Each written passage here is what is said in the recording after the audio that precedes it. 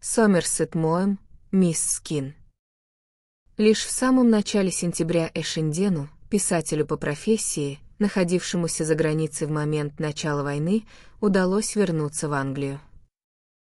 Вскоре после приезда он случайно попал на одну из вечеринок, где его познакомили с полковником средних лет, чью фамилию он так и не расслышал. Они немного пообщались. Когда Эшенден уже собирался уходить, этот офицер подошел к нему и спросил: «Послушайте, а вы не против зайти ко мне? Мне бы очень хотелось с вами побеседовать». «С удовольствием», — ответил Эшенден. «Когда вам будет удобно? Как насчет завтрашнего дня в 11 часов?» «Хорошо. Я просто запишу свой адрес. У вас есть при себе визитка?» Эшенден протянул ему визитку, и полковник набросал на ней карандашом название улицы и номер дома. На следующее утро, когда Эшенден отправился на назначенную встречу, он обнаружил, что нужная улица застроена довольно безвкусными домами из красного кирпича. Этот район Лондона когда-то считался фешенебельным, но теперь утратил былую привлекательность в глазах тех, кто искал престижное жилье. На доме, в который пригласили Эшендена, висела табличка о продаже. Ставни были закрыты, и ничто не указывало на то, что внутри кто-то живет. Он позвонил в дверь, и ее отворил унтер-офицер, причем настолько стремительно, что Эшенден даже вздрогнул. У него не стали спрашивать о цели визита, а сразу проводили в длинную комнату в глубине дома. Очевидно, прежде здесь располагалась столовая, и ее пышная отделка странно контрастировала с редкой и пошарканной офисной мебелью. У Эшендена сложилось впечатление, будто в доме хозяйничают судебные приставы. Полковник, известный в разведке, как позже узнал Эшенден, под буквой «Р», поднялся при его входе и пожал ему руку. Это был мужчина чуть выше среднего роста, сухощавый, с желтым, изборожденным глубокими морщинами лицом, редкими седыми волосами и усами-щеточкой. Что сразу бросалось в глаза, так это близко посаженные голубые глаза. Он был буквально на грани косоглазия. Это были жесткие, жестокие и очень настороженные глаза, придавшие ему хитрый, виляющий вид. Это был человек, который с первого взгляда не вызывал ни симпатии, ни доверия. Однако манеры его были приятными и радушными. Он задал Эшендену множество вопросов, а затем без лишних предисловий заметил, что тот обладает особыми качествами для работы в секретной службе. Эшенден знал несколько европейских языков, а его профессия служила отличным прикрытием. Под предлогом написания книги он мог, не привлекая к себе внимания, посещать любую нейтральную страну. Именно во время обсуждения этого вопроса Р. произнес: «Знаете, вы могли бы собрать материал, который очень пригодился бы вам в вашей творческой работе». «Я был бы не против», — отозвался Эшенден. «Я расскажу вам об одном случае, который произошел буквально на днях, и могу поручиться за его достоверность. Я еще тогда подумал, что из этого получилась бы чертовски хорошая история». Один из французских министров отправился в Ниццу, чтобы подлечить простуду. При себе у него были весьма важные документы, которые он держал в портфеле. Очень важные документы. И вот, через день или два после приезда, он познакомился в каком-то ресторане с танцами с блондинкой и сошелся с ней ближе. Короче говоря, он привел ее к себе в отель, разумеется, это было крайне неосмотрительно, а когда утром пришел в себя, то ни дамы, ни портфеля уже не было. Они выпили пару напитков у него в номере, и, по его версии, пока он отвернулся, женщина подсыпала ему в бокал снотворное. Р. закончил рассказ и посмотрел на Эшендена с блеском в близко посаженных глазах. «Драматично, не правда ли?» спросил он. Вы хотите сказать, что это произошло на днях? На прошлой неделе. Невероятно. Воскликнул Эшенден. Послушайте, да мы ставим этот сюжет на сцене уже лет 60, мы описали его в 1000 романов. Вы хотите сказать, что жизнь только сейчас догнала нас? Эр был слегка сбит с толку. Что ж, если нужно, я мог бы назвать вам имена и даты, и уж поверьте мне, союзникам принесла немало хлопот утрата документов, находившихся в этом портфеле. «Ну, сэр, если в секретной службе вы не можете придумать ничего получше», — вздохнул Эшенден, «то, боюсь, как источник вдохновения для беллетриста она никуда не годится. Мы действительно больше не можем писать подобные истории». Они быстро обо всем договорились, и когда Эшенден поднялся, чтобы уйти, он уже тщательно зафиксировал в памяти все полученные указания. На следующий день он должен был отправиться в Женеву. Последние слова, сказанные ему Эр, с такой будничностью, которая делала их особенно впечатляющими, звучали так. «Есть кое-что, о чем вам следует знать, прежде чем вы возьметесь за эту работу. И не забывайте об этом. Если вы все сделаете хорошо, спасибо вам никто не скажет, а если попадете в неприятности, помощи вы не получите. Вас это устраивает?» «Вполне. Тогда желаю вам всего доброго». Эшенден возвращался в Женеву. Ночь была ненастной, с гор дул холодный ветер, но неуклюжий маленький пароходик упорно пробивался сквозь бурлящие волны озера. Летящий дождь, уже превращающийся в мокрый снег, налетал на палубу злыми порывами, словно сварливая женщина, которая никак не может оставить тему для бранных речей. Эшенден ездил во Францию, чтобы написать и отправить отчет. За день или два до этого, около 5 часов вечера, к нему в номер пришел его агент-индиец. Лишь по счастливой случайности Эшенден оказался у себя, ведь они не договаривались о встрече, а агенту предписывалось приходить в отель только в случае крайней важности. Он сообщил Эшендену, что один бенгалец, состоящий на службе у немцев, недавно прибыл из Берлина с черным плетеным сундуком, в котором находился ряд документов, представляющих интерес для британского правительства. В то время центральные державы изо всех сил пытались разжечь в Индии такие волнения, которые заставили бы Великобританию удерживать свои войска в стране и, возможно, перебрасывать новые силы из Франции. Бенгальца удалось арестовать в Берне по обвинению, которое должно было временно обезвредить его, но черный плетеный сундук найти не удалось. Агент Эшендена был очень храбрым и умным человеком. Он свободно общался с теми из своих соотечественников, кто был настроен враждебно к интересам Великобритании. Ему только что удалось узнать, что бенгалец перед поездкой в Берн для большей безопасности оставил сундук в камере хранения на вокзале Цюриха. Теперь же, находясь в тюрьме в ожидании суда, он не мог передать квитанции никому из своих сообщников, чтобы забрать вещи. Для немецкой разведки было дело чрезвычайной важности безотлагательно завладеть содержимым сундука. Поскольку получить его обычным официальным путем не представлялось возможным, они решили этой же ночью проникнуть на вокзал и украсть его.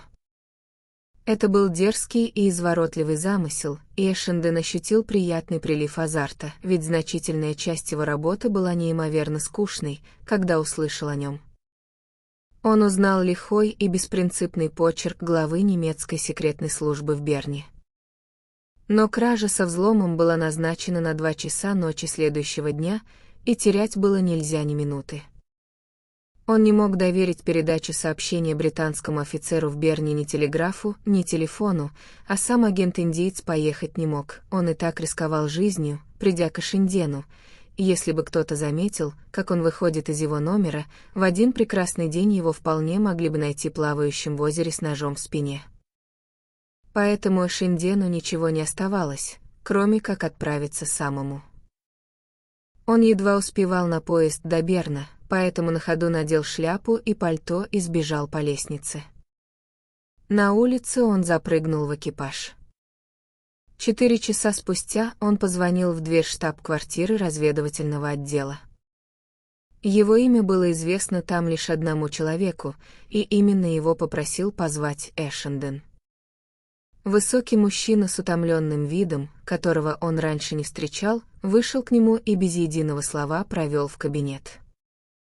Эшенден изложил цель своего визита. Высокий человек посмотрел на часы. «Нам уже поздно предпринимать что-либо самим. Мы ни за что не успеем добраться до Цюриха вовремя». Он задумался. «Мы задействуем швейцарские власти. Они могут позвонить, и когда ваши друзья попытаются совершить свою небольшую кражу со взломом, не сомневаюсь, они обнаружат, что вокзал отлично охраняется. В любом случае вам лучше вернуться в Женеву». Он пожал Эшендену руку и проводил его к выходу. Эшенден прекрасно понимал, что так никогда и не узнает, чем все закончилось. Будучи всего лишь крошечной заклепкой в огромном и сложном механизме, он никогда не имел возможности увидеть действие в его завершенном виде. Его касалось, возможно, начало или конец дела, либо какой-то эпизод в середине, но к чему в итоге привели его собственные шаги, ему удавалось выяснить крайне редко.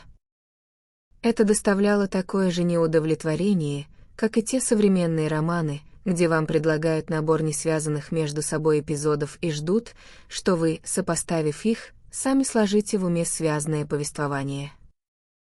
Несмотря на меховое пальто и шарф, Эшенден промерз до костей. В салоне было тепло и горел хороший свет, при котором удобно читать, но он посчитал, что лучше там не сидеть. Вдруг кто-то из постоянных пассажиров узнает его и задастся вопросом, почему он совершает эти регулярные поездки между швейцарской Женевой и французским Тонаном. И потому, укрывшись насколько возможно от непогоды, он коротал это томительное время на темной палубе. Он всматривался в сторону Женевы, но не видел ни огонька, а мокрый снег, переходящий в настоящую метель, мешал разглядеть ориентиры. Озеро Лемон, в погожие дни такое аккуратное и миловидное, искусственное, словно водоем в каком-нибудь французском парке, в эту буйную непогоду казалось таким же таинственным и угрожающим, как открытое море. Он решил, что, вернувшись в отель, первым делом попросит разжечь камин у себя в гостиной, примет горячую ванну и уютно поужинает у огня в пижаме и халате.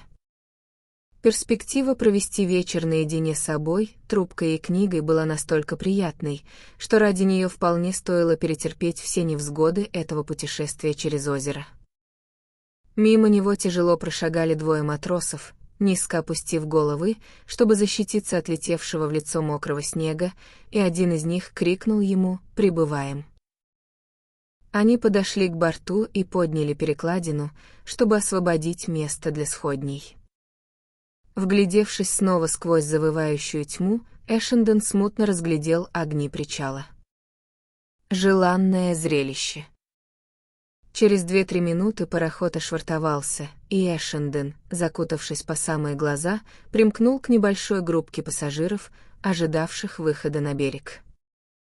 Хотя он совершал этот путь очень часто, в его обязанности входило пересекать озеро и отправляться во Францию раз в неделю, чтобы передать отчеты и получить указания, он всякий раз испытывал легкое трепетное волнение, когда стоял в толпе у сходней перед высадкой. В его паспорте не было никаких отметок о посещении Франции, пароход огибал озеро, заходя в 2 французских порта, но следовал из Швейцарии в Швейцарию, так что его поездка вполне могла быть путешествием в Виве или Лозанну. Однако он никогда не мог быть уверен, что секретная полиция не взяла его на заметку, и если за ним следили и видели, как он сходил на берег во Франции, то отсутствие штампа в паспорте было бы сложно объяснить. Разумеется, у него имелась наготове легенда, но он отлично понимал, что звучит она не слишком убедительно. И хотя швейцарским властям вряд ли удалось бы доказать, что он необычный праздный путешественник, он вполне мог провести 2-3 дня в тюрьме, что было бы крайне неприятно, а затем быть под конвоем выпровоженным к границе, что оказало бы унизительное впечатление.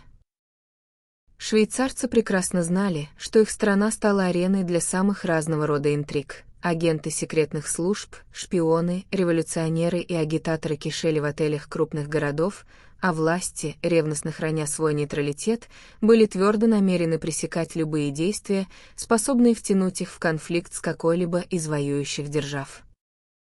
На пристани, как обычно, дежурили 2 полицейских, наблюдавших за сходом пассажиров, и Эшенден, пройдя мимо них с максимально непринужденным видом, почувствовал облегчение, когда оказался в безопасности. Тьма поглотила его, и он быстро зашагал к своему отелю. Бушевавшая непогода глумливым жестом смахнула всю безупречную аккуратность с опрятной набережной. Магазины были закрыты, и Эшендену лишь изредка попадались редкие прохожие, которые сжимались и пробирались вдоль стен, словно спасаясь от слепого гнева неведомой силы. В эту черную и суровую ночь возникало ощущение, что цивилизация, устыдившись своей искусственности, съежилась перед буйством первобытных стихий. Теперь Эшендену в лицо летел град, а тротуар стал мокрым и скользким, так что идти приходилось с осторожностью. Отель выходил окнами на озеро. Когда он добрался до места и мальчик Паш отворил перед ним дверь, Эшенден вошел в холл вместе с порывом ветра, от которого бумаги на столе портье взлетели в воздух. Свет ослепил Эшендена. Он остановился, чтобы спросить у портье, есть ли для него письма. Ничего не было, и он уже собирался войти в лифт, когда портье сообщил, что у него в номере ждут 2 господина. У Эшендена не было друзей в Женеве. «А как?» — ответил он с нескрываемым удивлением. «Кто они такие?» Он позаботился о том, чтобы установить с портье дружеские отношения, и его чаевые за мелкие услуги всегда были щедрыми. Портье сдержанно улыбнулся. «В этом нет никакого секрета. Я полагаю, это сотрудники полиции». «Что им нужно?» — спросил Эшенден. «Они не сказали. Спросили меня, где вы, и я ответил, что вы ушли на прогулку. Они сказали, что подождут вашего возвращения». «Как долго они уже там?» «Около часа». Сердце Эшендена ушло в пятки, но он постарался сделать все, чтобы лицо не выдало его тревоги. «Я поднимусь и поговорю с ними», — сказал он. Лифтер отступил в сторону, приглашая его войти, но Эшенден отрицательно покачал головой. «Я так замерз», — произнес он, — «что лучше пройдусь пешком». Ему хотелось выиграть немного времени и подумать, но по мере того, как он медленно поднимался на 3-й этаж, его ноги становились словно налитыми свинцом. Насчет того, почему 2 полицейских так рвались с ним увидеться, сомнений оставалось мало. На него неожиданно накатила ужасная усталость.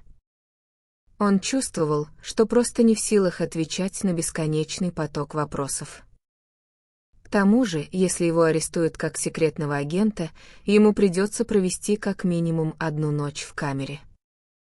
Ему как никогда сильно хотелось принять горячую ванну и уютно поужинать у камина.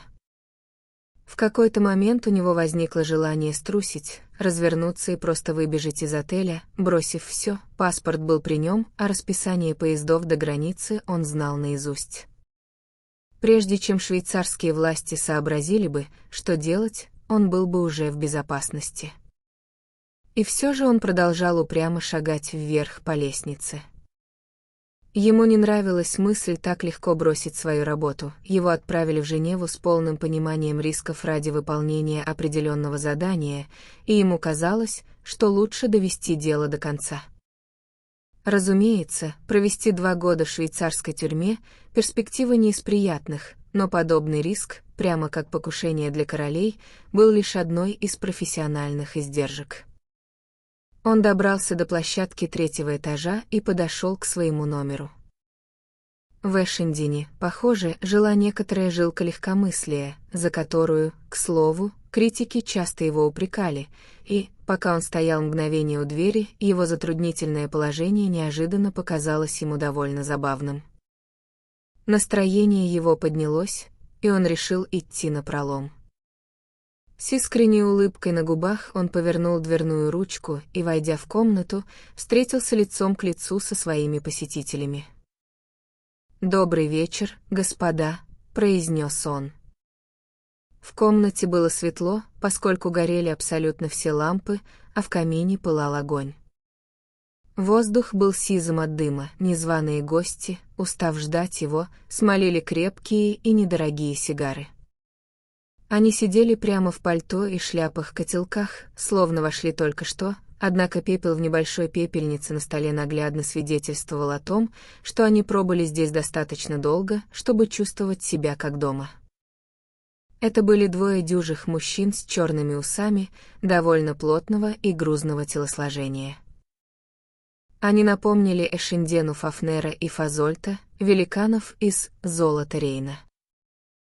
Их неуклюжие ботинки, то, как грузно они восседали на стульях, и грузная настороженность во взгляде не оставляли сомнений, перед ним сыщики. Эшенден окинул комнату беглым оком. Он был человеком аккуратным и сразу заметил, что его вещи, хотя и не разбросаны, лежат совсем не так, как он их оставил.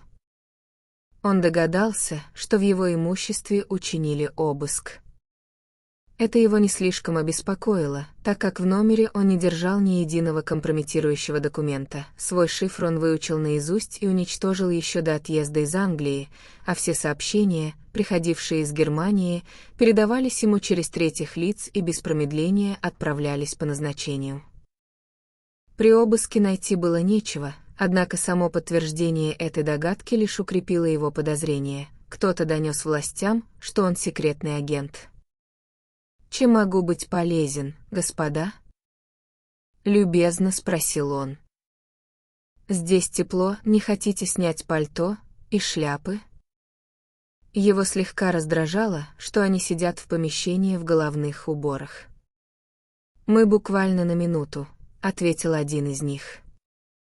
«Проходили мимо, и раз консьерж сказал, что вы скоро будете, решили подождать». Шляпу он так и не снял. Эшенден размотал шарф и освободился от тяжелого пальто. «Не желаете ли по сигаре?» — спросил он, поочередно предлагая коробку обоим сыщикам. «Не откажусь, пожалуй», — ответил первый, Фафнер, бережно беря одну сигару, после чего второй, Фазольт, угостился сам без единого слова, даже не поблагодарив. Название на коробке, похоже, оказало диковинное влияние на их манеры, поскольку оба тут же сняли свои шляпы. «Должно быть, вы совершили крайне неприятную прогулку в такую прескверную погоду», заметил Фафнер, откусывая полдюйма от кончика сигары и сплевывая его в камин. Эшенден всегда придерживался правила, одинаково полезного как в обычной жизни, так и в секретной службе, говорить ровно столько правды, сколько удобно в данный момент. И потому он ответил следующее. «За кого вы меня принимаете? Я бы в жизнь не вышел на улицу в такую погоду без крайней необходимости. Мне пришлось съездить сегодня в Виве, чтобы навестить больного друга, и я возвращался на пароходе. На озере стоял лютый холод. Мы из полиции», — невзначай проронил Фафнер. Эшенден подумал, что они, вероятно, держат его за законченного идиота, если полагают, будто он сам об этом не догадался, однако это было не то известие, на которое уместно отвечать шуткой. «А, вот как?» — произнес он. «Паспорт при вас?» «Да». В это военное время иностранцу разумнее всегда иметь паспорт при себе. «Весьма разумно». Эшенден протянул мужчине новенький, аккуратный паспорт, в котором не содержалось никаких сведений о его перемещениях, кроме того, что 3 месяца назад он прибыл из Лондона и с тех пор не пересекал никаких границ. Сыщик внимательно изучил документ и передал его своему коллеге. «Похоже, все в полном порядке», — констатировал он. Эшенден, стоявший у камина с сигаретой в зубах и гревший руки, ничего не ответил. Он настороженно наблюдал за детективами, но сохранял на лице, как он льстил себе, выражение любезного равнодушия. Фазольд вернул паспорт Фафнеру, и тот раздумчиво постучал по нему толстым указательным пальцем. «Начальник полиции поручил нам прийти сюда», — сказал он, и Эшенден почувствовал, что оба теперь смотрят на него с повышенным вниманием, чтобы задать вам несколько вопросов. Эшенден знал, когда сказать по существу нечего, лучше держать язык за зубами. К тому же, когда человек делает замечание, предполагающее ответ, молчание собеседника часто кажется ему довольно смущающим. Эшенден ждал, пока сыщик продолжит. Он не был уверен до конца, но ему показалось, что тот помешкал. Дело в том, что в последнее время поступает довольно много жалоб на шум, который поднимают посетители, поздно ночью выходящие из казино. Мы хотели бы узнать, не беспокоят ли вас лично эти нарушители спокойствия. Совершенно очевидно, раз ваши окна выходят на озеро и гуляки проходят прямо под ними, то при сильном шуме вы неизбежно должны были его слышать. На мгновение Эшенден буквально лишился дара речи. Что за чушь несет этот детектив? Ему послышалось глухое бум-бум, словно басовый барабан отбивал такт, пока этот великан неуклюже разворачивал свою мысль. И с какой стати начальнику полиции посылать к нему людей лишь для того, чтобы узнать, не нарушают ли крикливые игроки его сладкий сон? Это смахивало на ловушку. Впрочем, нет ничего глупее, чем искать глубокий смысл в том, что на поверку оказывается элементарной бестолковостью. В эту западню с размаху угодил не один доверчивый критик. Эшенден свято верил в человеческую глупость, и эта вера не раз оказывала ему добрую службу. Его осенило, если сыщик задает столь нелепый вопрос, то лишь потому, что у него нет ни малейших доказательств его противоправной деятельности. Было очевидно, что на него поступил донос, но никаких улик предъявить не смогли, а обыск в номере ничего не дал. Но до чего же глупый предлог они выбрали для визита и какую бедность фантазии проявили. Эшенден с ходу придумал 3 куда более убедительные причины, которые сыщики могли бы назвать для встречи с ним, и ему даже пожалелось, что он не состоит с ними в достаточно коротких отношениях, чтобы подсказать эти варианты. Это было самое настоящее оскорбление разума. Эти люди оказались еще глупее, чем он думал. Однако Эшенден всегда питал слабость к глупцам и теперь посмотрел на них с нежданной теплотой. Ему даже захотелось ласково потрепать их по плечу. Но ответил он на этот вопрос со всей серьезностью и уважительной строгостью. По правде говоря, я сплю очень крепко, что, несомненно, является следствием чистой совести и спокойного сердца, и абсолютно ничего не слышал. Эшенден взглянул на них, ожидая увидеть хоть слабую улыбку, которой, как он полагал, заслуживало его замечание, но их лица оставались бесстрастными. Эшенден был не только агентом британского правительства, но и человеком с чувством юмора, поэтому он подавил подступающий вздох. Придав себе слегка внушительный вид, он заговорил более серьезным тоном. Но даже если бы меня и разбудили шумные люди, мне бы и в голову не пришло жаловаться. В то время как в мире столько бед, страданий и несчастий, я считаю совершенно ненадлежащим мешать развлечению тех лиц, которым посчастливилось иметь возможность развлекаться. В самом деле, согласился детектив. Но факт остается фактом, покой граждан был нарушен, и начальник полиции посчитал необходимым расследовать это дело. Его коллега, до сих пор сохранявший поистине сфинксово молчание, наконец нарушил его. «Из вашего паспорта я заметил, что вы писатель, сударь», — произнес он.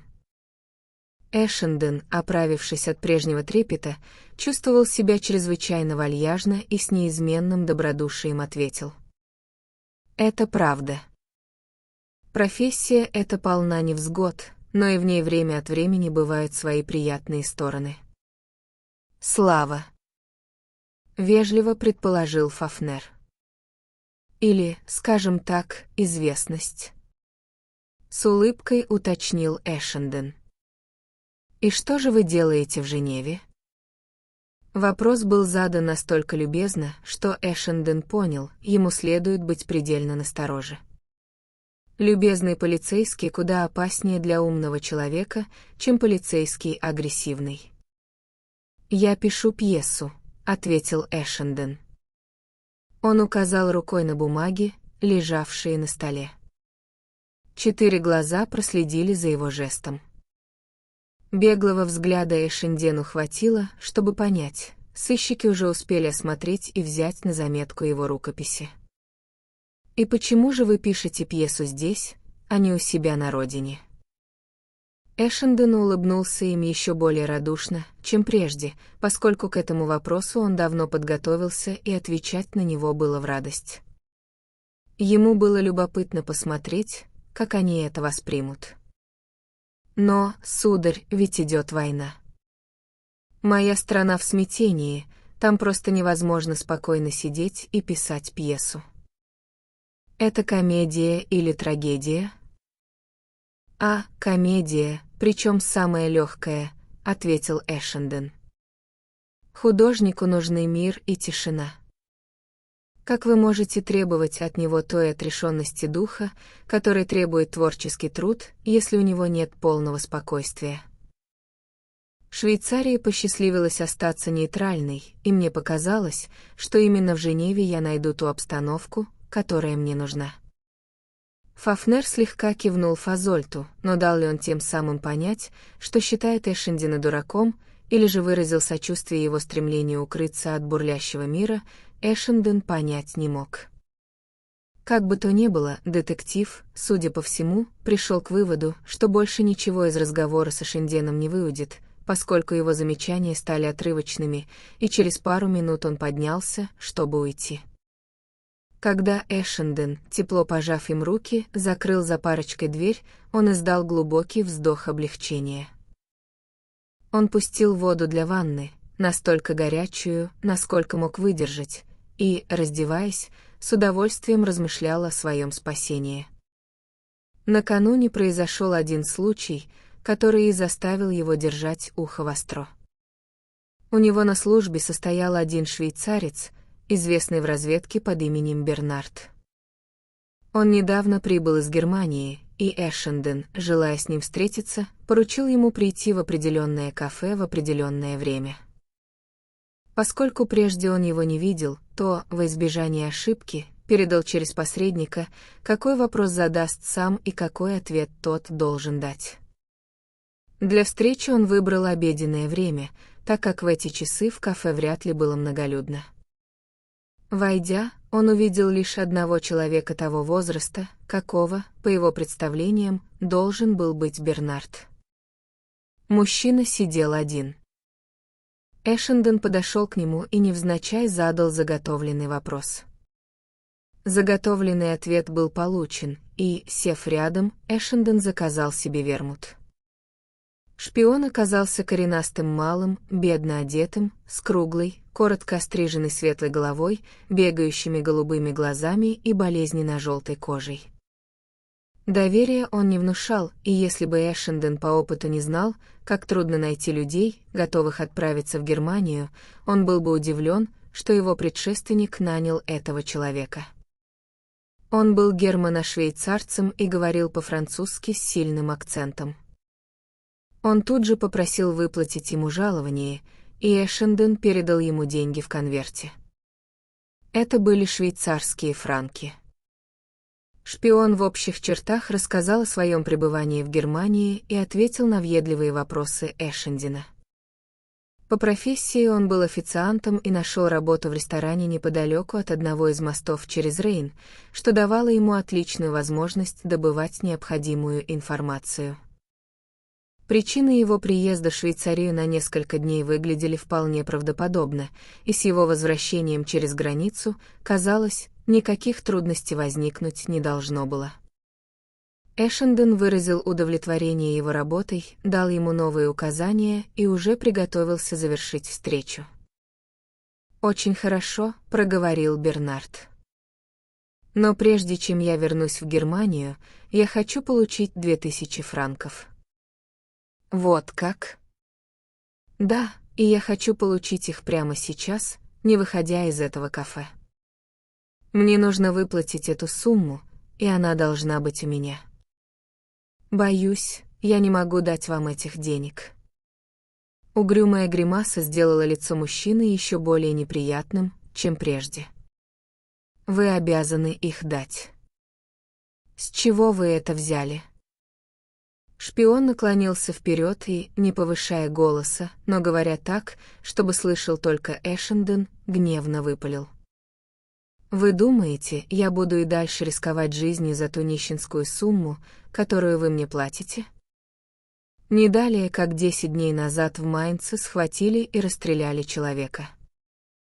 Это был один из ваших людей? «У нас никого нет в Майнце», — небрежно ответил Эшенден. Насколько он знал, это было правдой. Правда, его недоумение вызывало то, что он перестал получать обычные сообщения из тех мест, и слова Бернарда вполне могли служить тому объяснением. «Вы прекрасно знали, сколько будете получать, когда брались за эту работу, и если вас что-то не устраивало, вы могли не соглашаться.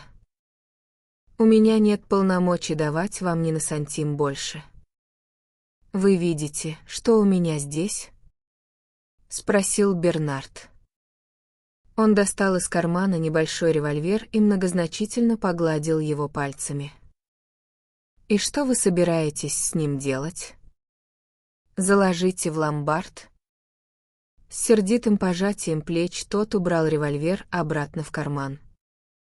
Эшенден подумал, если бы Бернард хоть немного разбирался в театральной технике, он бы знал, что бессмысленно делать жест, который не влечет за собой никакого дальнейшего действия. «То есть вы отказываетесь дать мне деньги?» «Совершенно верно». Манера шпиона, поначалу угодливая, теперь стала довольно наглой, однако он держал себя в руках и ни на секунду не повысил голоса. Эшенден видел, что Бернард, каким бы он ни был отъявленным бандитом, являлся надежным агентом и решил предложить повысить тому жалование. Сама эта сцена забавляла его. Неподалеку двое упитанных женевцев с черными бородами играли в домино, а по другую сторону молодой человек в очках с невероятной скоростью исписывал лист за листом в бесконечно длинном письме. Швейцарское семейство, кто знает, быть может, по фамилии Робинзон, состоявшее из отца, матери и 4 детей, сидело вокруг стола, довольствуясь 2 маленькими чашечками кофе. Кассирша за стойкой, представительная брюнетка с пышным бюстом, обтянутым черным шелком, читала местную газету. Эта обстановка делала мелодраматическую сцену, в которой участвовал Эшенден, абсолютно гротескной. Его собственная пьеса казалась ему куда более реальной. Бернард ухмыльнулся. Его ухмылка не располагала к себе. «А знаете ли вы, что мне достаточно пойти в полицию и донести на вас, чтобы вас арестовали? Вы знаете, на что похожа швейцарская тюрьма?» «Нет, в последнее время я часто задавался этим вопросом». «А вы знаете?» «Да, и вам там едва ли понравится». Одно из обстоятельств, беспокоивших Эшендена, заключалось в возможности ареста до того, как он закончит свою пьесу. Ему не нравилась мысль оставить ее недописанной на неопределенный срок. Он не знал, будут ли с ним обращаться как с политическим заключенным или как с обычным преступником, и порывался было спросить Бернарда, разрешат ли ему во втором случае, единственном, о котором Бернард мог хоть что-то знать, пользоваться письменными принадлежностями. Но он побоялся, что Бернард сочтет этот вопрос попыткой высмеять его. Впрочем, Эшенден чувствовал себя относительно спокойно и сумел ответить на угрозу Бернарда без лишнего раздражения. «Вы, конечно, могли бы добиться для меня 2 лет тюремного заключения. Как минимум. Нет, насколько мне известно, это максимальный срок, и я считаю, что этого более чем достаточно. Не стану скрывать от вас, что мне это показалось бы чрезвычайно неприятным. Но далеко не столь неприятным, как для вас. И что же вы могли бы сделать? Мы бы до вас как-нибудь добрались. И в конце концов, война ведь не проиграется вечно. Вы официант, вам нужна свобода действий. Я обещаю вам, если у меня возникнут хоть какие-то неприятности, вас до конца дней больше не впустят ни в одну из стран-союзников. Не могу не думать, что это сильно свяжет вам руки». Бернард ничего не ответил и лишь угрюмо уставился на мраморную столешницу. Эшенден посчитал, что настала самая подходящая минута расплатиться за напитки и уйти. «Подумайте об этом, Бернард», — произнес он. «Если вы хотите вернуться к своей работе, указания у вас есть, а ваше обычное жалование будет выплачено по обычным каналам».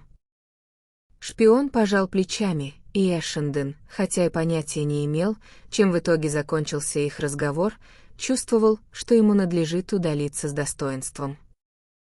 Так он и поступил. И теперь, когда он осторожно опускал ногу в ванну, гадая, выдержит ли такую температуру, он задавался вопросом, что же все-таки решил Бернард?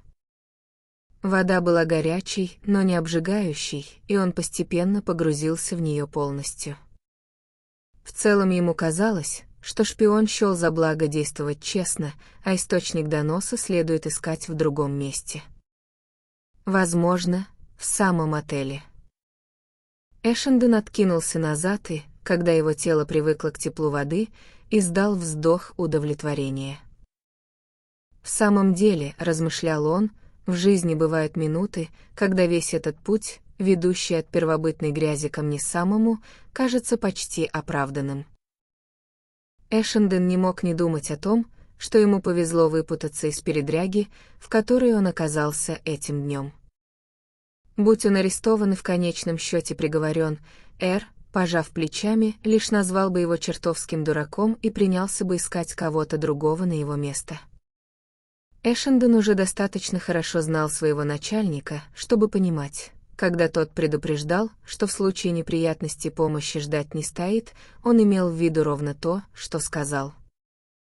Эшенден, устроившись с удобством в ванне, с радостью думал о том, что, по всей вероятности, сможет спокойно закончить свою пьесу.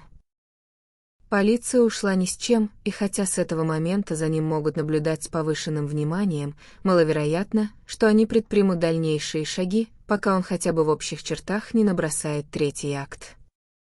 Ему следовало проявлять осмотрительность, ведь всего 2 недели назад его коллегу в Лозанне приговорили к тюремному сроку, но поддаваться панике было бы глупо. Его предшественник в Женеве, с преувеличенным чувством собственной важности вообразив, что за ним следят с утра до ночи, настолько поддался нервному напряжению, что его пришлось отозвать. 2 раза в неделю Эшенден должен был ходить на рынок, чтобы получать указания, которые ему доставляла старая крестьянка из французской Савойи, торговавшая маслом и яйцами. Она приходила вместе с другими торговками, и досмотр на границе был чисто формальным. Когда они пересекали черту, едва светало, и чиновники были только рады поскорее закончить с этими трещавшими без остановки женщинами и вернуться к своим теплым каминам и сигарам.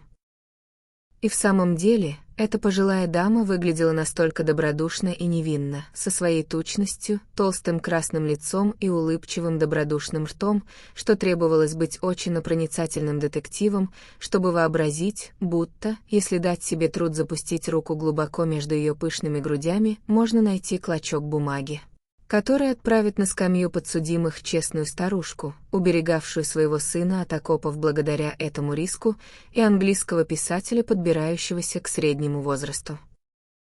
Эшенден приходил на рынок около 9 часов, когда женевские домохозяйки по большей части уже закончили закупки, останавливался перед корзиной, подле которой в дождь и ветер, в жару и холод сидело это неукротимое создание, и покупал полфунта масла.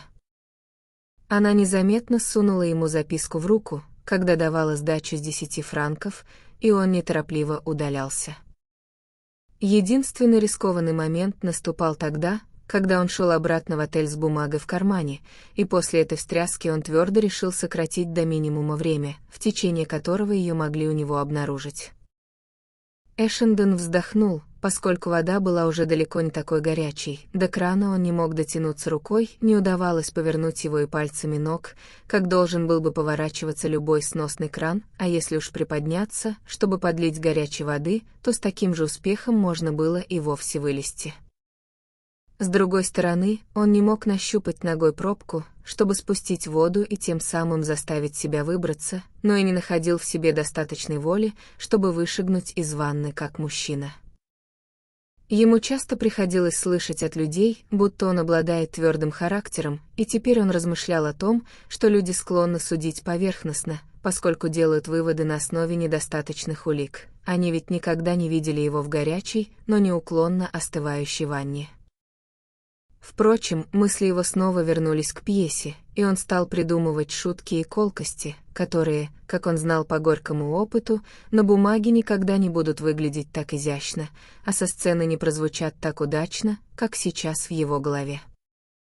Эшенден уже почти отвлекся от того факта, что вода стала совсем прохладной, как вдруг услышал стук в дверь. Поскольку ему не хотелось никого видеть, у него хватило присутствия духа не произносить «войдите», однако стук повторился. «Кто там?»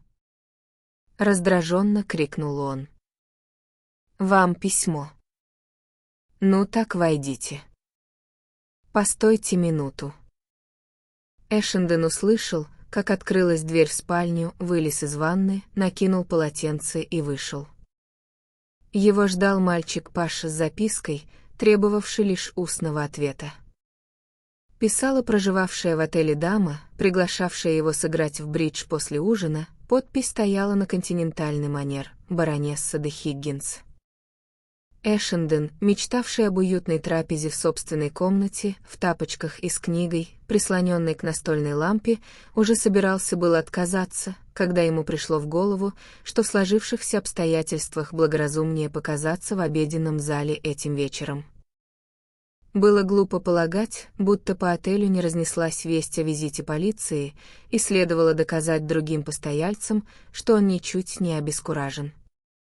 Кроме того, у него мелькала мысль, что донести на него мог кто-то из обитателей отеля, и имя этой оживленной баронессы приходило на ум далеко не в последнюю очередь. Если именно она сдала его, сыграть с ней в бридж было бы не без некоторой доли иронии. Он передал мальчику, что с удовольствием примет приглашение, и принялся неспешно облачаться в вечерний костюм.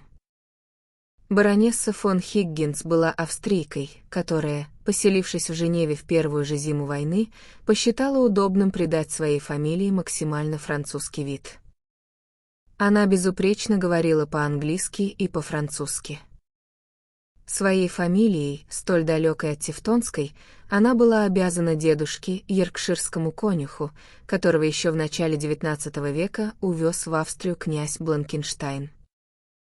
Судьба деда сложилась весьма обаятельно и романтично. Будучи очень красивым мужчиной, он привлек внимание одной из эрцгерцогинь и настолько умело воспользовался представшими возможностями, что окончил свои дни в статусе барона и полномочного посланника при одном из итальянских дворов. Баронесса, его единственная потомка, после неудачного брака, подробности которого она любила пересказывать своим знакомым, вернула себе девичью фамилию. Она не упускала случая упомянуть, что ее дед был послом, но никогда не распространялась о том, что начинал он конюхом. Эту интересную деталь Эшенден узнал из Вены. Сойдясь с ней поближе, он посчитал необходимым навести кое-какие справки о ее прошлом. Среди прочего он выяснил, что ее личные доходы не позволяли вести столь широкую жизнь, какую она вела в Женеве. Учитывая, какими прекрасными возможностями для шпионажа она располагала, можно было с высокой долей уверенности предположить, что проницательная секретная служба привлекла ее к работе. Эшенден не сомневался, что она занята примерно тем же делом, что и он сам. Это лишь прибавило душевности и сердечности их отношениям. Когда он вошел в обеденный зал, тот был уже полон. Эшенден сел за свой столик, чувствуя приподнятое настроение после пережитого приключения, заказал себе за счет британского правительства бутылку шампанского. Баронесса одарила его ослепительной, лучезарной улыбкой. Это была женщина старше 40 лет, но по-своему холодная и блестка, чрезвычайно красивая. Огненно-яркая блондинка с золотистыми волосами металлического отблеска, прелестными, без сомнения, но непривлекательными, и Эшенден с самого начала подумал, что это вовсе не тот сорт волос, который приятно обнаружить у себя в супе. У нее были утонченные черты, голубые глаза, прямой нос, розовая с белизною кожа, хотя эта кожа обтягивала кости чуть сильнее, чем следует. Ее глубокое декольте открывало пышную белую грудь, сопоставимую по фактуре с мрамором. В ее облике не проглядывало ровным счетом ничего от той податливой нежности, которую находили столь пленительной увлекающиеся натуры. Одета она была роскошно, хотя и довольно скупо украшена драгоценностями, из чего Эшенден, немного разбирающийся в подобных делах, заключил, что вышестоящее руководство предоставило ей полную свободу действий у портного, но не сочло благоразумным или нужным снабжать ее кольцами и жемчугами. Тем не менее, она выглядела настолько эффектно, что, если бы не история «Эр о министре», Эшенден подумал бы, один ее вид должен был бы пробудить чувство осторожности в каждом, на кого она вознамерилась бы распространить свои чары. Ожидая подачи ужина, Эшенден окинул взглядом присутствующих. Большинство собравшихся были ему хорошо знакомы на лицо. В то время Женева являлась настоящим гнездом интриг, а главным ее центром служил отель, где остановился Эшенден. Здесь находились французы, итальянцы и русские, турки, румыны, греки и египтяне. Одни бежали из своей страны, другие, несомненно, представляли ее интересы. Был тут и болгарин, агент Эшендена, с которым тот ради большей безопасности никогда даже не заговаривал в Женеве. Этим вечером болгарин ужинал с двумя соотечественниками и через день-два, если его за это время не убьют, мог бы сообщить весьма интересные сведения. Далее сидела маленькая немецкая проститутка с фарфорово-голубыми глазами и кукольным личиком, которая совершала частые поездки вдоль озера и в Берн. В ходе исполнения своих профессиональных обязанностей она добывала мелкие лакомые кусочки информации, над которыми в Берлине, без сомнения, размышляли с особой основательностью. Она, разумеется, принадлежала к иному классу, нежели баронесса, и охотилась на куда более простую добычу. Но что по-настоящему удивило Эшендена, так это визит графа фон Хольцминдена. Он недоумевал, что тот вообще здесь делает. Это был немецкий агент в Виве, и в Женеву он наведывался лишь от случая к случаю.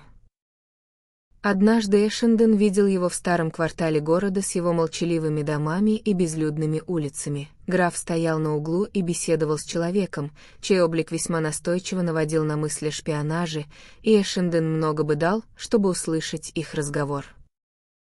Встреча с графом забавляла его, ведь в Лондоне до войны он знал его довольно хорошо. Тот происходил из знатного рода и состоял в родстве с Гогенцоллернами. Он любил Англию, прекрасно танцевал, ездил верхом и стрелял.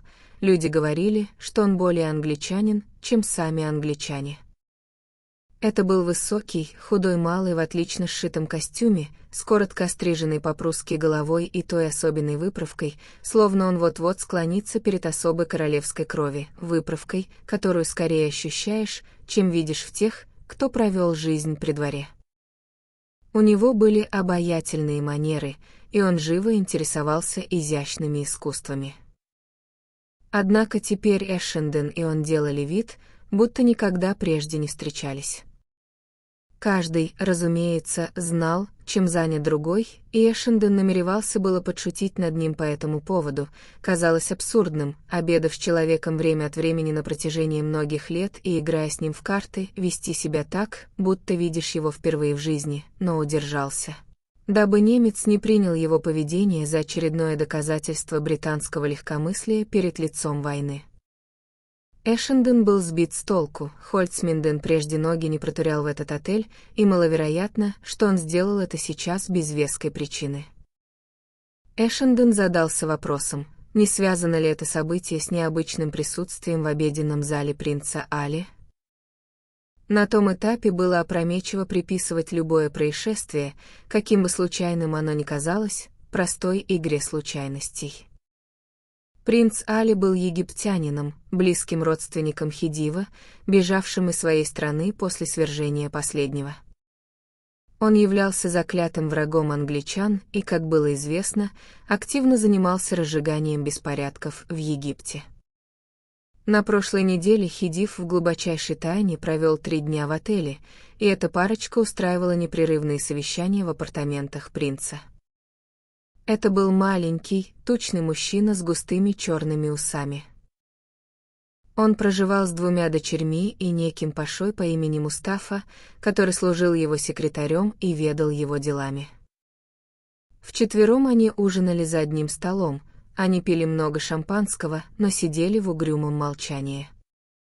Обе принцессы были раскрепощенными молодыми женщинами, проводившими ночи в ресторанах за танцами с женевскими золотыми мальчиками. Они были низкорослыми и плотными, с красивыми черными глазами и тяжелыми, болезненно-желтыми лицами. Одеты они были с богатой крикливостью, напоминавшей скорее рыбный рынок в Каире, нежели улицу Рю-де-ля-Пе. Его высочество обычно трапезничал у себя на художу, но принцессы каждый вечер ужинали в общем обеденном зале. За ними смутно присматривала маленькая пожилая англичанка, мисс Скин, когда-то бывшая их гувернанткой. Однако она сидела за отдельным столиком, и они, казалось, не обращали на нее никакого внимания. Однажды Эшенден, идя по коридору, застал старшую из 2 толстых принцесс за тем, как та бранила гувернантку по-французски жестокостью, от которой у него перехватило дыхание. Она кричала во все горло и внезапно отвесила старухе звонкую пощечину. Поймав на себе взгляд Эшендена, она одарила его яростным взором и, метнувшись в свою комнату, захлопнула дверь. Он же прошел мимо, сделав вид, будто ничего не заметил.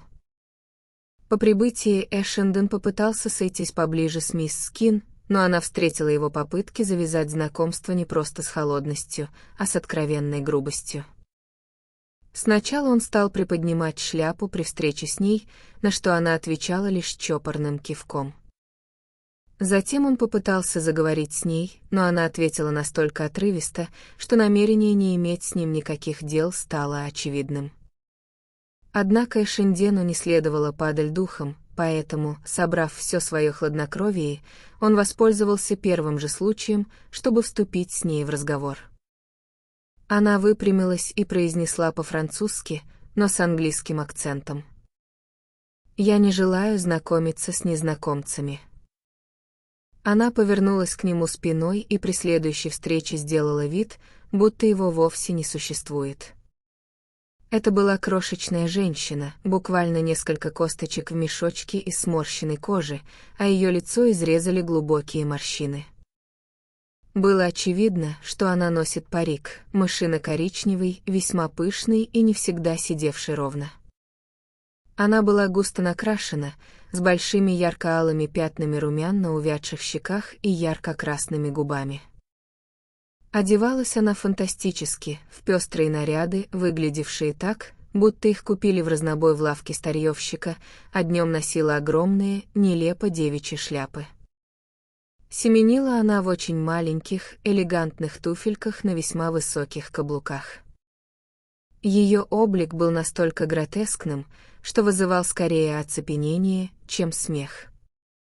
Люди оборачивались на улице и смотрели на нее с открытым ртом. Эшендену рассказали, что мисс Ски не бывала в Англии с тех самых пор, как ее впервые наняли гувернанткой для матери принца, и он не мог не дивиться тому, сколько всего ей довелось увидеть за эти долгие годы в каирских гаремах. Угадать ее возраст было невозможно. Сколько из этих коротких восточных жизней протекло на ее глазах и какие мрачные тайны были ей известны. Эшенден гадал, откуда она родом. Пробыв в изгнании из родной страны так долго, она, должно быть, не имела там ни семьи, ни друзей. Он знал, что ее настроения были антианглийскими, и если она ответила ему столь грубо, то, как он полагал, ее предупредили о необходимости быть с ним начеку. Она никогда не говорила ни на каком языке, кроме французского. Эшенден задумывался, о чем она размышляет, сидя здесь за обедом и ужином в одиночестве. Он гадал, читает ли она вообще хоть когда-нибудь. После еды она отправлялась прямиком к себе наверх и больше никогда не появлялась в общих гостиных. Что она думала об этих двух раскрепощенных принцессах, которые носили кричащее платье и танцевали с незнакомыми мужчинами в сомнительных кафе?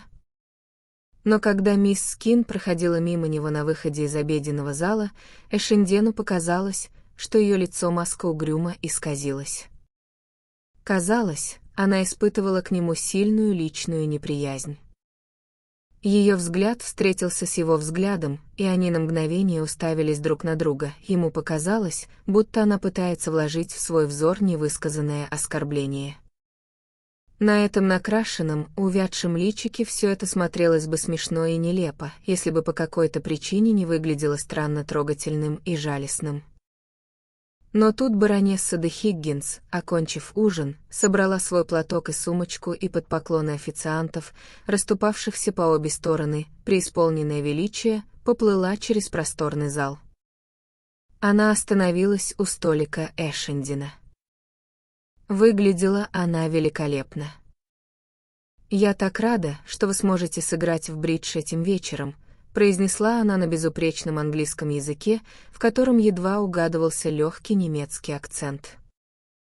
«Не подниметесь ли вы ко мне в гостиную, когда будете готовы и выпьете кофе?» «Какое прелестное платье», — заметить успел Эшенден. Оно ужасно. Мне абсолютно нечего носить, и я ума не приложу, что делать теперь, когда не могу съездить в Париж. Эти отвратительные пруссаки». И ее звук «р» стал гортанным, когда она повысила голос. «И зачем им понадобилось втягивать мою бедную родину в эту ужасную войну?»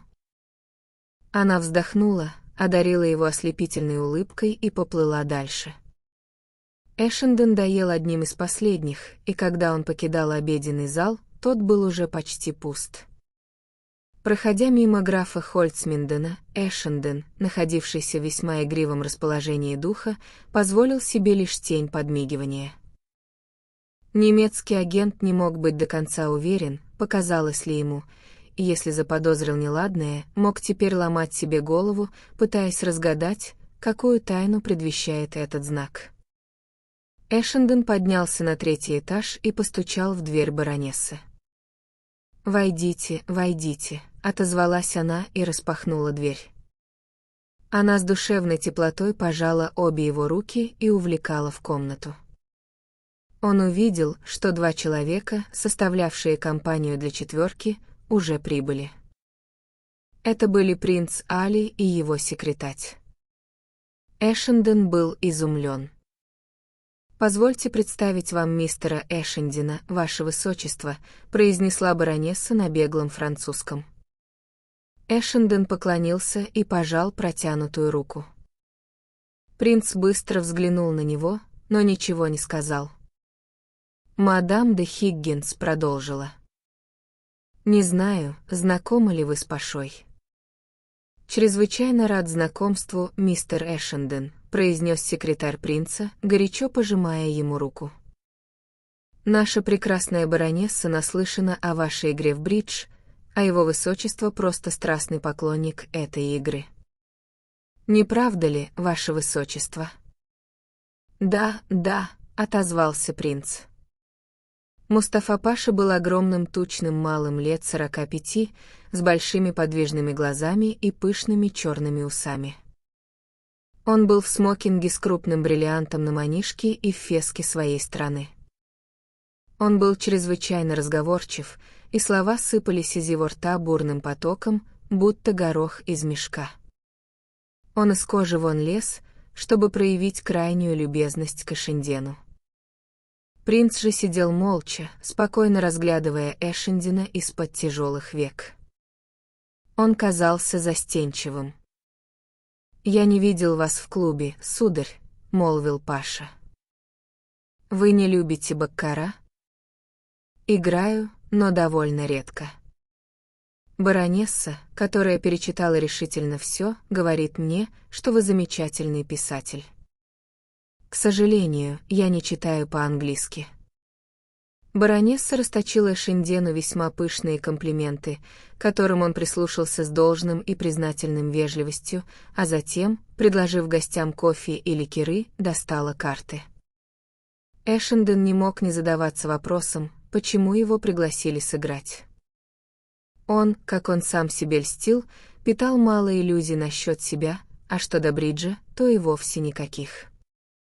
Он знал, что является хорошим игроком второго класса, но достаточно часто играл с лучшими мастерами мира, чтобы понимать, до их уровня ему далеко. Игра, в которую играли сейчас, была контрактом, с коим он был знаком не слишком хорошо, а ставки стояли высокие. Впрочем, игра, очевидно, служила лишь предлогом, и Эшенден не имел ни малейшего представления, какая еще тайная партия разыгрывается за кулисами. Возможно, зная, что он британский агент, принц и его секретарь пожелали увидеть его, дабы составить представление, что он за человек. Эшенден уже день-два чувствовал, что в воздухе что-то витает, и эта встреча только укрепила его подозрения, однако он не имел ни малейшего понятия о характере этого чего-то. Его шпионы в последнее время не сообщали ничего существенного. Теперь он был убежден, что визитом швейцарской полиции обязан любезному вмешательству баронессы, и все выглядело так, будто партия в бридж была устроена тогда, когда выяснилось, что сыщики ушли ни с чем. Замысел казался таинственным, но забавным, и пока Эшенден отыгрывал Роббер за Роббером, участвуя в непрерывном разговоре, он следил за собственными словами столь же пристально, как и за речами остальных. О войне говорили немало, и баронесса с Пашой выражали подчеркнуто антинемецкие настроения.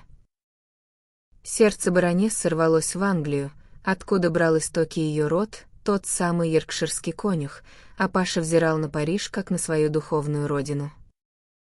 Когда Паша заводил речь о Монмартре и его ночной жизни, принц наконец очнулся от своего молчания. «Париж — воистину прекрасный город», — произнес он. «У принца там великолепная квартира», — подхватил его секретарь, с прекрасными картинами и статуями в человеческий рост. Эшенден пояснил, что питает глубочайшую симпатию к национальным устремлениям Египта и что считает Вену самой приятной столицей в Европе.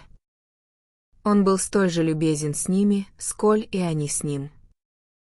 Однако если у них сложилось впечатление, будто им удастся выудить из него хоть какую-то информацию, помимо той, что уже публикуется в швейцарских газетах, то он смел полагать, что они заблуждаются.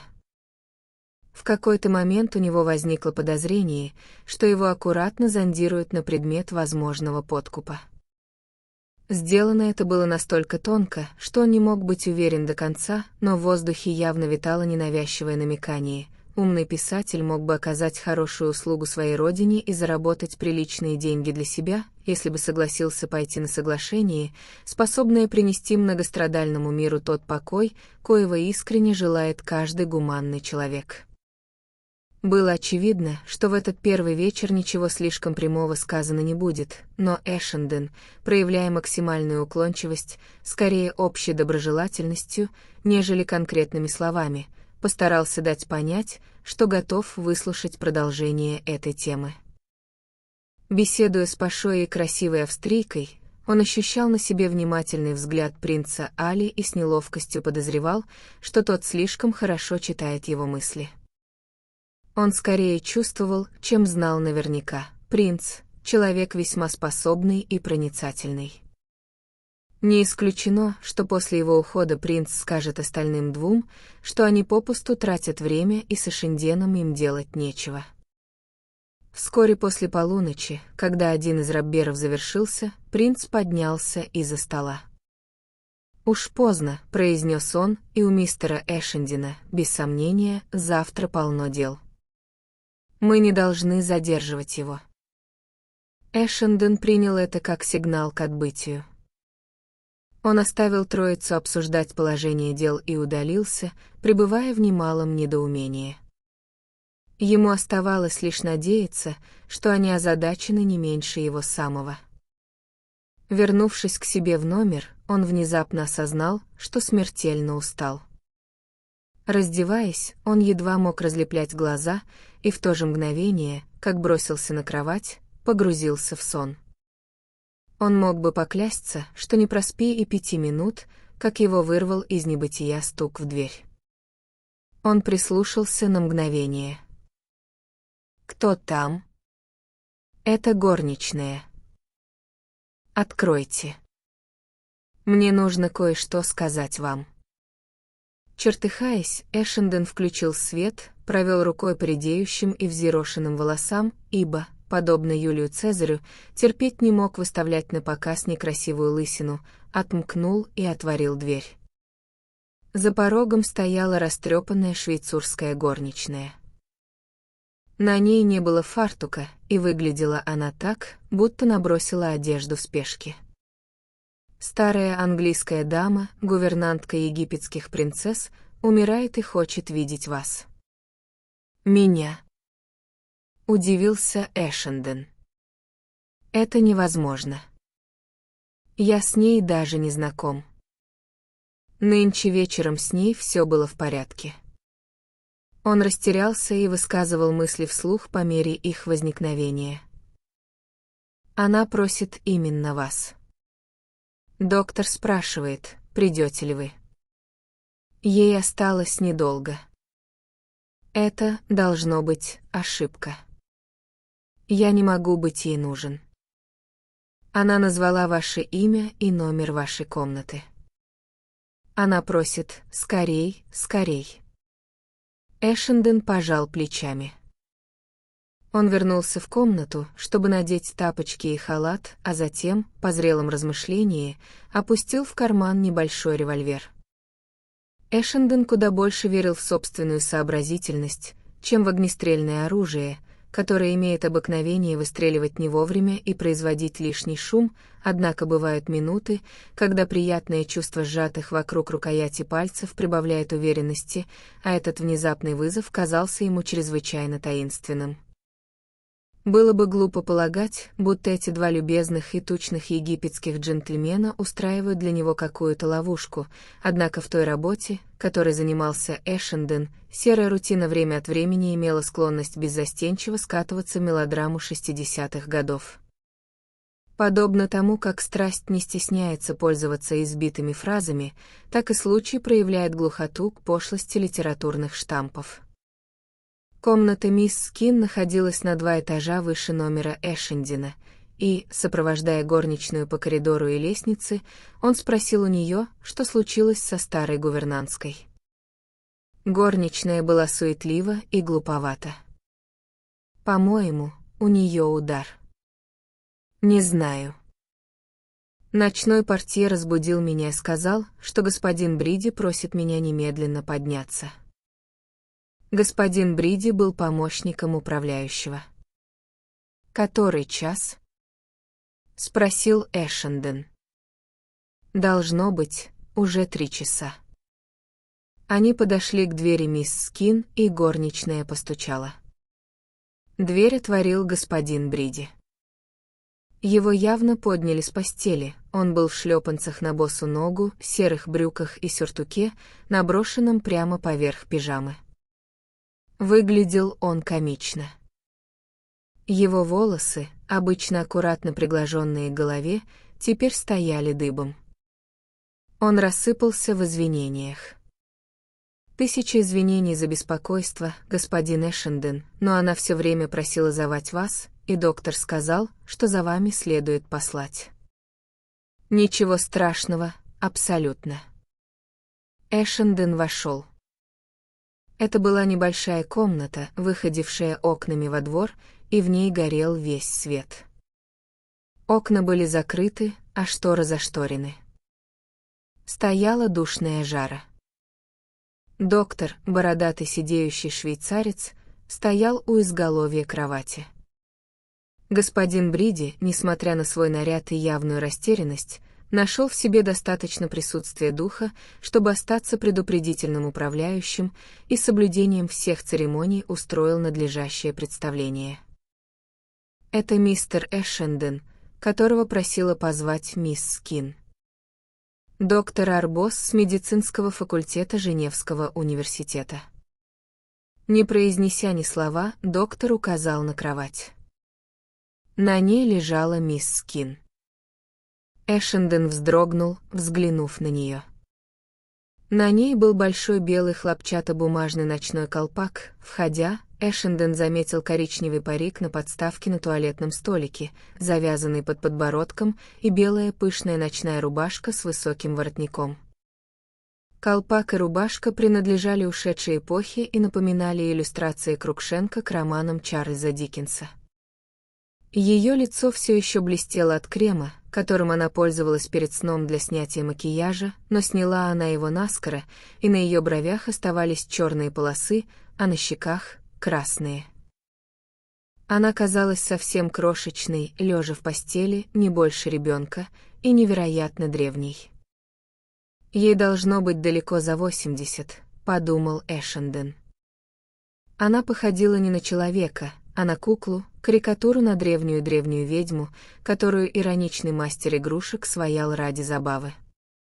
Она лежала совершенно неподвижно на спине, ее крошечное тельце едва угадывалось под плоским одеялом, а лицо казалось еще меньше обычного, потому что она вынула вставные зубы, и можно было бы подумать, что она мертва, если бы не черные глаза, странно большие в этой сморщенной маске, которые смотрели не мигая. Эшендену показалось, что их выражение изменилось, когда она увидела его. «Что ж, мисс Скин, мне жаль видеть вас в таком состоянии», — произнес он с наигранной бодростью. «Она не может говорить», — сказал доктор. «У нее случился еще один небольшой удар, пока горничная ходила за вами. Я только что сделал ей инъекцию. Возможно, к ней ненадолго частично вернется речь. Ей нужно что-то сказать вам». «Я с удовольствием подожду», — ответил Эшенден. Ему показалось, что в этих темных глазах он заметил выражение облегчения. На мгновение другое все четверо замерли вокруг кровати, глядя на умирающую женщину. «Что ж, если я ничем не могу помочь, я с таким же успехом могу вернуться к себе и лечь спать», — произнес тогда господин Бриди. «Идите, мой друг», — сказал доктор.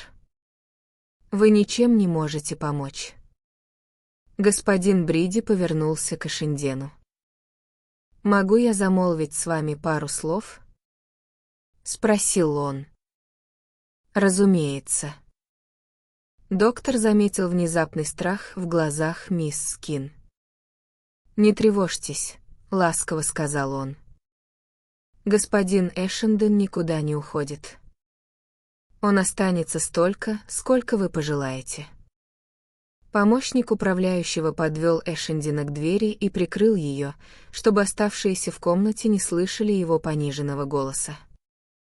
Французский управляющий оставался верен себе до самого конца, даже перед лицом уходящей жизни его интересовал лишь покой постояльцев и репутация отеля.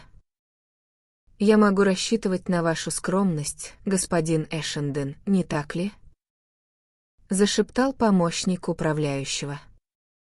Когда кто-то умирает в отеле, это чрезвычайно неприятное событие. Другие гости этого не любят, и мы должны сделать все возможное, чтобы они ничего не узнали. Я постараюсь вынести тело при первой же возможности и буду весьма обязан, если вы ни с кем не станете обмолвливаться о случившемся. «Вы можете полностью на меня положиться», — отозвался Эшенден. Очень не кстати, что управляющий отлучился на ночь. Боюсь, он будет крайне недоволен. Разумеется, если бы представилась возможность, я вызвал бы карету скорой помощи и отправил ее в больницу, но доктор заявил, что она может скончаться еще до того, как мы спустим ее вниз, и наотрез отказался разрешить транспортировку. Моей вины нет в том, что она умирает прямо в отеле. Смерть столь часто выбирает момент без всякого уважения к окружающим, пробормотал Эшенден. В конце концов, она старуха и должна была умереть еще много лет назад. И зачем только этому египетскому принцу понадобилась гувернантка в столь почтенных летах? Ему следовало отослать ее обратно на родину. С этими восточными людьми вечно одни хлопоты. «А где принц сейчас?» — спросил Эшенден. «Она ведь прослужила у него долгие годы. Не следует ли вам разбудить его?» «Его нет в отеле. Он ушел вместе со своим секретарем. Возможно, играет в баккара. Не имею понятия. В любом случае, я не могу разыскивать его по всей Женеве. А принцессы? Они еще не возвращались. Они редко приходят в отель до рассвета, без ума от танцев. Я не знаю, где они, да и в любом случае они не погладят меня по головке, если я оторву их от развлечений из-за того, что у их гувернантки случился удар. Я прекрасно знаю их нрав. Когда портье позвал меня и я вошел в комнату, то спросил, где его высочество, на что она закричала изо всех сил: «Нет, нет».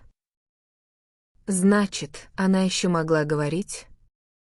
Да, кое-как, но меня удивило то, что она заговорила по-английски. Она ведь всегда настаивала на французском. Вы же знаете, она терпеть не могла англичан. И зачем же я ей понадобился? Вот этого сказать не могу. Она твердила, что должна сказать вам кое-что немедленно. Смешно, но она знала номер вашей комнаты.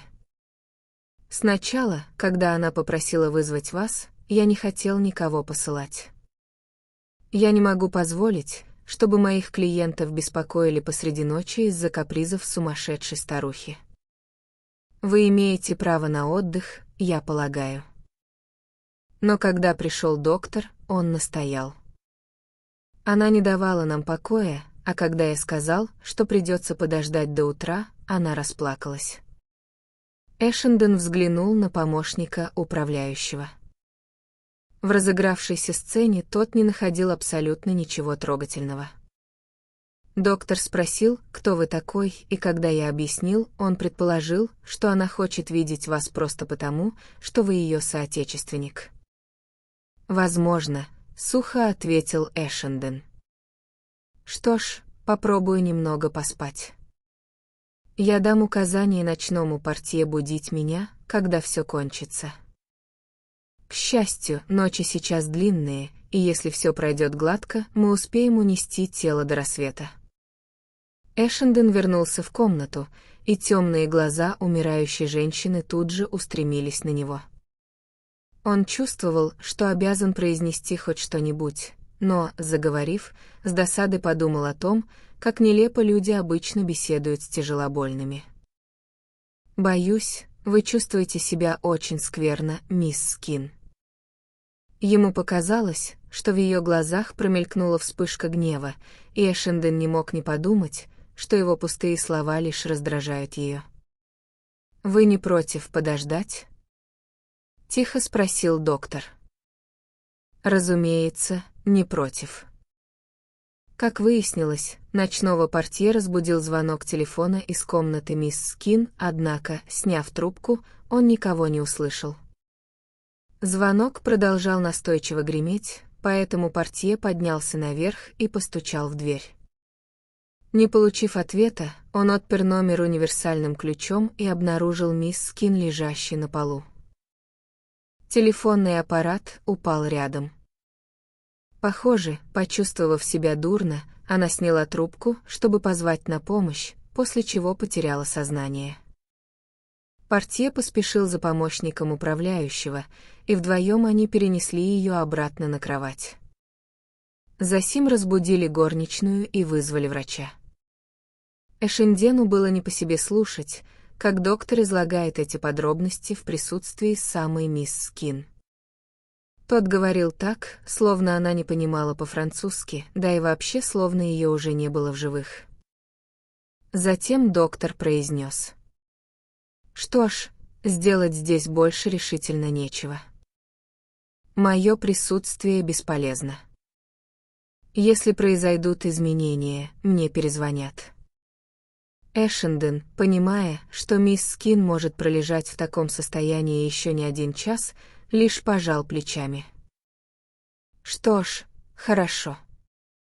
Доктор похлопал ее по нарумяненной щеке, точно ребенка. «Вам нужно постараться уснуть. Я вернусь утром». Он уложил свой саквояж с медицинскими инструментами, вымыл руки и влез в тяжелое пальто. Эшенден проводил его до дверей, и, подавая руку для прощания, врач выразил свой нелестный прогноз выразительным жестом бородатых губ. Вернувшись, Эшенден взглянул на горничную.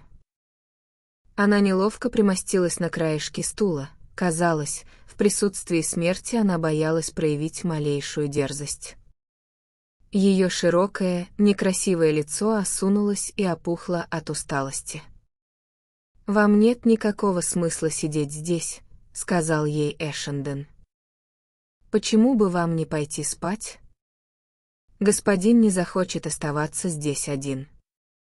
Кто-то должен быть с ним». «Полноте, зачем? Завтра вам предстоит весь день работать. Мне все равно вставать в 5 утра. Тем более попробуйте хотя бы немного поспать сейчас. Загляните ко мне, когда встанете. Идите». Она тяжело поднялась со стула. «Как угодно господину. Но я с радостью осталась бы». Эшенден улыбнулся и качнул головой. «Доброй ночи, моя бедная барышня», — молвила горничная. Она вышла, и Эшенден остался один. Он сел у изголовья кровати, и его взгляд вновь встретился со взглядом мисс Скин.